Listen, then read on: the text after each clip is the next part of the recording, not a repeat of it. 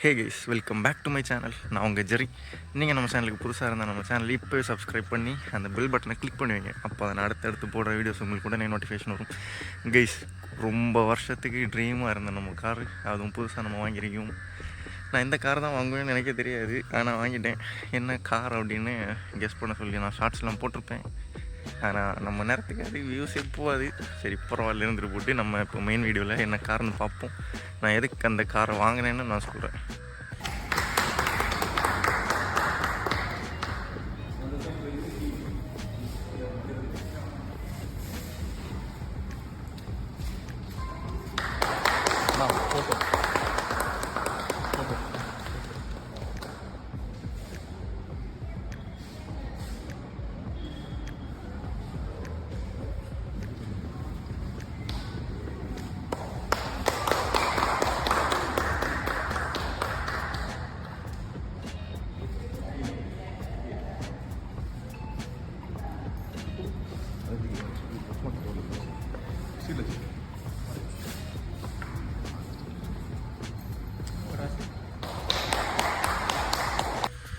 Guys, தெரிகிறதா? இதுதான் நம்ம புதுசாக வாங்கின நம்மளோட வண்டி, tata Altroz 2026 pure grey colour, pure edition. பார்க்க எப்படி இருக்குது? இப்போ தான் 2 days முன்னாடி நம்பர் ஷோரூம்லேருந்து கிடைக்கல, நம்ம தான் வெளியே இருந்து பண்ணி போட்டிருக்கோம். இன்னுமே நான் எல் போர்டு தான், அதான் எல் வச்சுருக்கேன். இந்த வண்டி எடுத்து தான் நான் முதல்ல கற்றுக்கிட்டது நம்ம ஆல்ட்ரோஸில் தான். எனக்கு இது முன்னாடி கார் ஓட்ட தெரியாது, நம்ம ஆல்ட்ரோஸில் தான் ஓட்டி கற்றுக்கிட்டோம். சரி, முக்கியமான மேட்ரு என்னென்னா, எதுக்கு ஆல்ட்ரோஸ் டாட்டா அப்படின்னு தான் பார்க்க போகிறோம். கைஸ், நான் கார் எடுக்கிற பிளான்லேயே கிடையாது. ஃபஸ்ட்டு என்கிட்ட இப்போது கரண்டில் இருக்கிறது ஒரு FC25 இருக்குது. கொஞ்ச நாள் முன்னாடி வரைக்கும் ஒரு RS200 இருந்துச்சு, அதை விற்றுட்டேன். இப்போ ஒரு ஃபேசினோ இருக்குது. கரண்டில் FC25 ஃபேசினோ மட்டும்தான் இருக்குது. பைக் எடுக்கலான்னு தான் பிளான் இருந்தோம். டூரிங் போகணும், அப்கிரேட் வேணும். RS200 இன்னொரு அப்கிரேடுக்கு 400 to 500 cc தான் பிளான் பண்ணிட்டு இருந்தேன். ஏன்னா 200 250 cc 3 பைக் எடுத்தாச்சு. இனிமேல் எடுத்தால் ஒரு 400 தான் எடுக்கணும் அப்படின்னு மைண்டில் இருக்கும்போது டாமினார் 400, GT 650. ஏன்னா GT எனக்கு முன்னாடியே ட்ரீம் பைக். ஸ்கூல் காலேஜ் படிக்கும்போது எனக்கு ட்ரீம் பைக்கு. அது போக அட்வென்ச்சர் 390 கம்ஃபர்ட்டுக்காக லாங் ட்ராவல் பண்ணும்போது அந்த சீட்டிங் போஸ்டர் எல்லாமே கொஞ்சம் நல்லாயிருக்கும். அதனால் அந்த பைக்கும் பிளானில் இருந்துச்சு. ஆனால் ரேட்டு பார்க்கும்போது கிட்டத்தட்ட அதுவும் காரோட ரேட்டு வருது. கொஞ்சம் எக்ஸ்ட்ரா போட்ட ஒரு கார். ரெண்டையுமே கம்பேர் பண்ணக்கூடாது. அதை எடுக்கிறவங்க அது பிடிச்சி எடுப்பாங்க, கார் எடுக்கிறவங்க அது கம்ஃபர்ட்டு, ஒரு சின்ன சேஃப்டிக்காக கார் எடுப்பாங்க. நான் எதுக்கு கார் எடுத்தேன் அப்படின்னா, நம்ம ஏஜ் 23. நம்ம பிடிச்ச வாழ்க்கையை வாழணும். அதான் எதுக்கு இல்லைன்னா எதுக்கு வாழணும் தான் மைண்டில் ஓடிட்டே இருக்கும். ஆசைப்பட்டு வாங்க முடியாமல் எதுக்கு? அதனால் யோசித்தா அதை எப்படியாவது கஷ்டப்பட்டு வாங்கிடணும். அதான் நான் பண்ணுவேன். எப்படியாவது வாங்கிடணும்னு நினச்சிடுவேன். அதான் வாங்கிட்டேன். வீட்டில் 2 பேர் தானே, அடிக்கடி ட்ராவலிங் போவோம், மெமரிஸ் கலெக்ட் பண்ணுவோம். அந்த மாதிரி நாங்கள் 2 பேரும், நானும் என் ஒய்ஃபும். அவங்க இப்போது வீட்டில் கொஞ்சம் குக்கிங்கில் இருக்காங்க, அதான் கூட்டிகிட்டு வரல. எதுக்கு ஆல்ட்ரோஸ் அப்படின்னு பார்க்கும்போது, ஏன்னா ஃபஸ்ட்டு மைண்டில் இருந்த கார் எடுக்கணும். சரி, பட்ஜெட்டில் எடுக்கலான்னு பார்க்கும்போது டாட்டாவில் டியாகோ மைண்ட்லேருந்து, அப்புறம் ரெனால்ட்டில் குவிட் மைண்ட்லேருந்து, சுசுக்கியில் எஸ்ப்ரெஸோ, ஆல்டோ K10, இது 4 காரும் என் மைண்டில் இருந்தது. அதுக்கப்புறம் எல்லா வண்டியும் டெஸ்ட் ரைட் பண்ணி பார்த்தோம். கிட்டத்தட்ட 4.5 லட்ச ரூபா கொடுத்து எடுத்தால் ஃப்யூச்சரில் நமக்கு அது பத்தாமல் போயிடக்கூடாது. எல்லா யூஸுக்குமே அது நம்ம கூட இருக்கணும்னு தான் யோசித்தது. ஏன்னா வண்டி எடுத்துகிட்டு அது உயிர் போகிறது வரைக்கும் அதை ஓட்டிட்டு தான் நம்ம விற்போம், சேல் பண்ணுவோம். முடிஞ்ச அளவுக்கு சேல் பண்ணக்கூடாதுன்னு தான் நினைப்பேன். அந்த சுச்சுவேஷனில் அதை சேல் பண்ண வச்சிரும், வேறு வழி இல்லாமல். ஏன்னா அப்போ தான் அடுத்த வண்டி எடுக்கணும்னு. அப்படி நான் பார்க்கும்போது சர்ச் பண்ணி பார்த்து கடைசியில் டாட்டாவில் பஞ்ச் ஃபேஸ் லிஃப்ட் ஆகி January 12 லான்ச் ஆச்சு. நான் January 20 அந்த வண்டியை புக்கிங் போட்டேன். பஞ்ச்லேயே smart variant, low variant, base variant. நம்ம எடுத்து வெளியே அலாவில் போட்டுக்கலாம், கொஞ்சம் ஒர்க்கெல்லாம் பண்ணலாம் அப்படின்னு சொல்லிட்டு ஸ்மார்ட் வேரியண்ட்டை புக் பண்ணி கிட்டத்தட்ட ரொம்ப நாள் ஆச்சு. வண்டியை இழுத்து டெலிவரி தரல. ஏன்னா அதுக்கு என்ன முன்னாடி புக்கிங் பண்ணுறவங்களுக்கு டெலிவரி கொடுத்தாங்க. எனக்குன்னு ஆகும்போது 2 மாதம் ஆகும். எனக்கு வண்டி இன்னும் அலோகேட்டே ஆகலை என் பேருக்கு. அதான் இன்னும் ரொம்ப கடுப்பாயிட்டே இருந்து, நாள் போயிட்டே இருக்குது. நமக்கும் பொறுமையை இழந்தாச்சு. பக்கத்தில் தான் இந்த ஆல்ட்ரோஸ் நின்றுட்டு இருந்து. அப்போது யூடியூப்பில், ஏன்னா நான் வண்டியை பற்றி ஒன்றுமே தெரியாது, வண்டி ஓட்டவும் தெரியாது, எதுவும் தெரியாது. வண்டி டிரைவிங் படித்தது பழைய மாருதி மஹேந்திரா ஜீப்பில் பவர் ஸ்டீரிங் கூட வராது. பவர் ஸ்டீரிங் வண்டி நான் தொட்டது கூட கிடையாது. ஏன்னா என்ன சொல்ல, நமக்கு ஃப்ரெண்ட்ஸ் சர்க்கிள் ரொம்ப கம்மியாக ஆக்டிவாக இந்த அளவுக்கு கார்லாம் கிடையாது.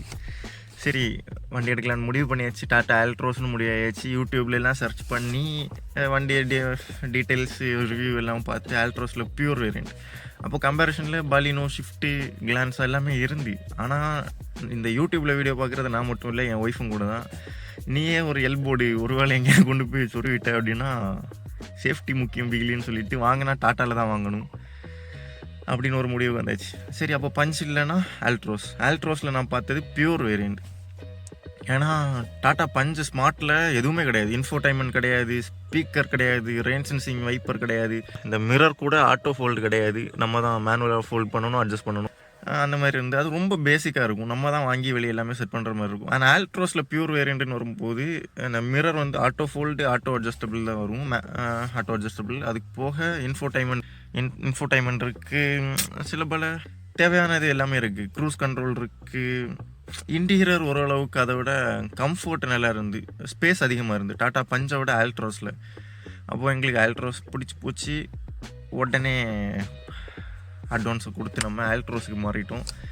இப்போது அதில் எனக்கு இன்னும் ஒரு பெரிய சிக்கல் இருந்தது என்னென்னா, எனக்கு ஏஜ் 23க்கு லோன் கிடைக்கிறது ரொம்ப கஷ்டம். ஏன்னா 23 தானே ஆகுது ஏஜ்.